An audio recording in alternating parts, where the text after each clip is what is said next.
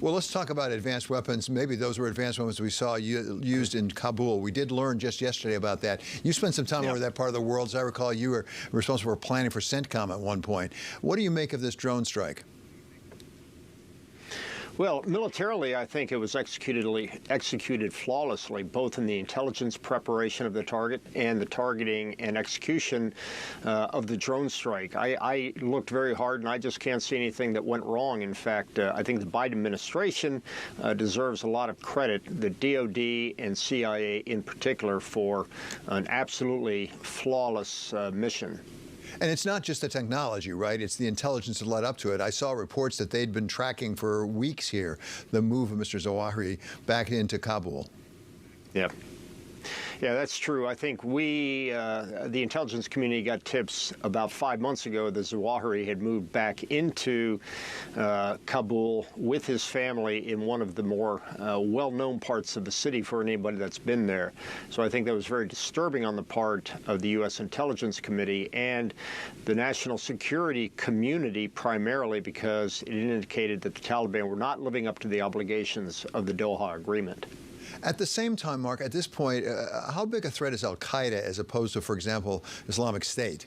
Because obviously coming out of 9/11, it was all al-Qaeda. But isn't it much diminished? Well, it certainly is diminished, but it still does have capability. And the most important issue of what happened in the last few days is the fact that Zawahiri was certainly no bin Laden, but bin Laden was the military chief of al-Qaeda, and Zawahiri has been for years and years sort of the spiritual and strategic head of al-Qaeda. So he has kept the organization together for the past 10 years, primarily through his speeches, through his exhortations, and through his connectivity with other al-Qaeda affiliates around the world. Yes, the threat has been diminished, but it has not been eliminated, and any of those groups had a capability to strike out at any time.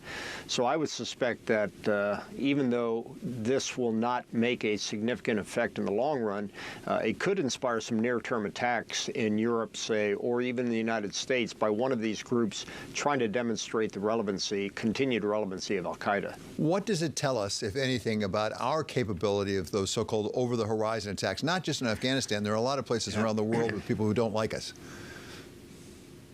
Yeah, first of all, I think we better not take the lesson away from this that we can conduct routine counter-terrorist operations over the horizon. I would say it was a combination of the fact that Zawahiri was terrorist number one that allowed a significant number of resources to be focused on that particular target. And the case that we just kind of got lucky with some intelligence, probably provided from the inside, that let us attack Zawahiri. I don't think we can count on this on a routine basis, primarily because over the horizon means we're going to be operating in countries where we don't have much intelligence on the ground and no friendly partner on the ground to help us.